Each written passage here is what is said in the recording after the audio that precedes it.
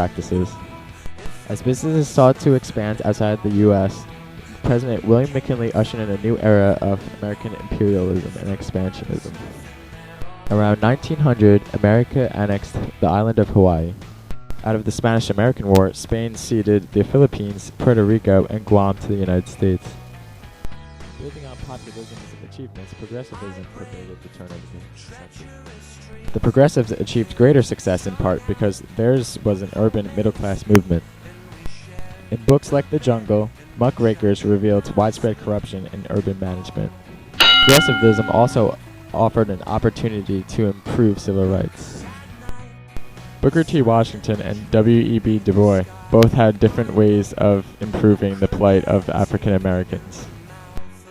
Washington was an accommodationist, while Du Bois sought racial justice.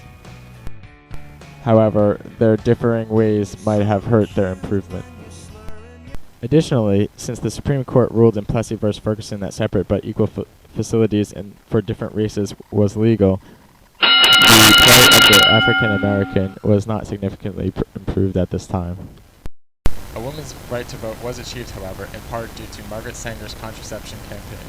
Additionally, thanks to Robert La Follette, 3 more amendments were made to the U.S. Constitution: the initiative, the referendum, and the recall.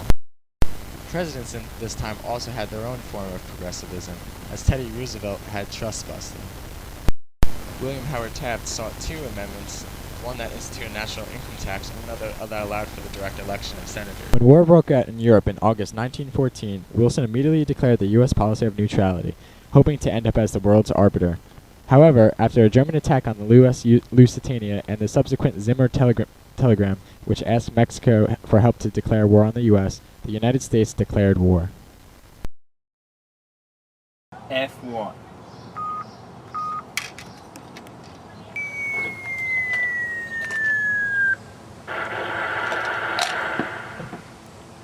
Battleship sunk. Sunk a battleship. Passed the Espionage Act of 1917 to make it illegal to try and convince somebody to dodge the draft, while the Sedition Act of 1918 made it legal to try to prevent the sale of war bonds. The Federal Bureau of Investigation was also created, headed by J. Edgar Hoover. When the war was over, Wilson wanted the war to be guided by his 14 points plan, which called for a free trade, reduction of arms supplies, self-determination, and a League of Nations.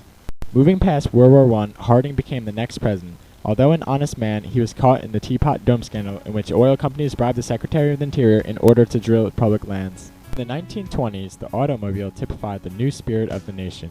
Most middle-class families could afford them. It allowed people to move away from city centers, giving rise to the suburbs. 10 million families owned radios, and it was not unusual for several families to gather around the radio and settle in for the evening. The advertising industry grew up during the decade, convincing consumers to buy stuff they did not need. Entertainment became popular, especially movies which reflected an idealized self-image. Sports also grew as many began to idolize players like Babe Ruth. In literature, many of the era's prominent authors moved to Europe, reflecting their previous alienation known as the Lost Generation. Also in the 20s, the Harlem Renaissance developed the largest black neighborhood of New York City, led by the free-spiritedness of jazz music. Langston Hughes, as well as other poets, writers, and artists, cultivated an original development. Louis Armstrong was one of the most gifted in the era. The 20s were also known for the reactionary backlash intended to reduce foreign influence. The Ku Klux Klan widened its targets, attacking blacks, Jews, urbanites, and other abnormal behavior. Accusations that undermined immigrants were also made, as Sacco and Vanzetti were arrested on charges of murder.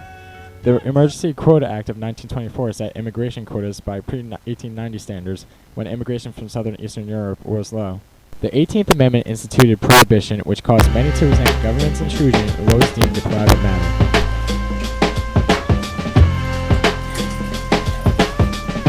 Damn, it feels good to be a gangster.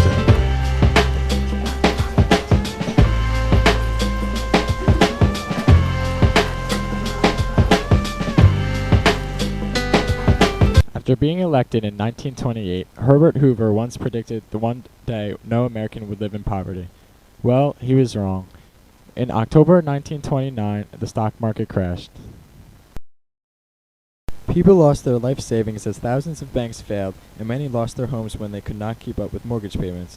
The homeless built shantytown sarcastically called Hoovervilles. However, there was hope in Franklin Delano Roosevelt.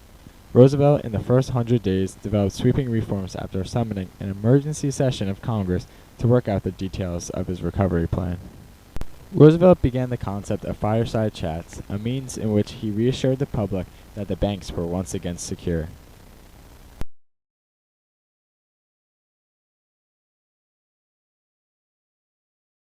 Some of Roosevelt's reforms were the Emergency Banking Relief Bill, Banking Act of 1933, the Agricultural Adjustment Act, the National Industrial Recovery Act, the Public Works Administration, the Civilian Conservation Corps, the Tennessee Valley Authority, National Labor Relations Board, and the Securities Exchange Commission. Not everyone, however, liked the New Deal. Conservatives opposed the higher tax rates as well as the deficit spending. The Supreme Court even started to dismantle some of the New Deal programs, such as the NIRA. Thus, the Second New Deal began. The Second New Deal consisted of the Works Progress Administration, broadened powers of the NLRB, the Social Security Administration, the Judicial Reorganization Bill, and the Fair Labor Standards Act. Foreign policy-wise, the Kellogg-Briand Pact was signed by 62 nations to condemn warfare. The pact was considered a first step towards a post-war age. Pursuing isolationist goals through neutrality acts, Roosevelt tried to sidestep the war, only to put money into the military just in case, subsequently aiding England with Lend-Lease acts. On December 7, 1941, Pearl Harbor was struck by the Japanese, calling America to war. As it had during World War I and during the New Deal, the government acquired more power than it previously had. Rationing of all consumer goods was imposed. As during World War I, the government restricted civil liberties. Probably the most tragic instance was the internment of Japanese Americans from 1942 to the end of the war.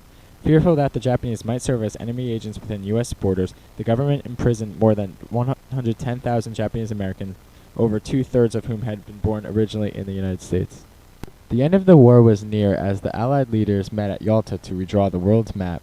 They agreed on many issues, one being the creation of the United Nations. Later that year, the United Japanese States were dropped now the to atomic bomb on experience the effects Hiroshima. of a new weapon of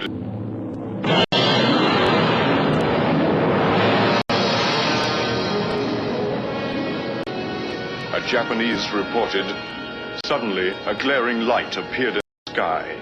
In seconds, thousands of people were scorched by a wave of searing heat left to burn. Hiroshima had ceased to exist.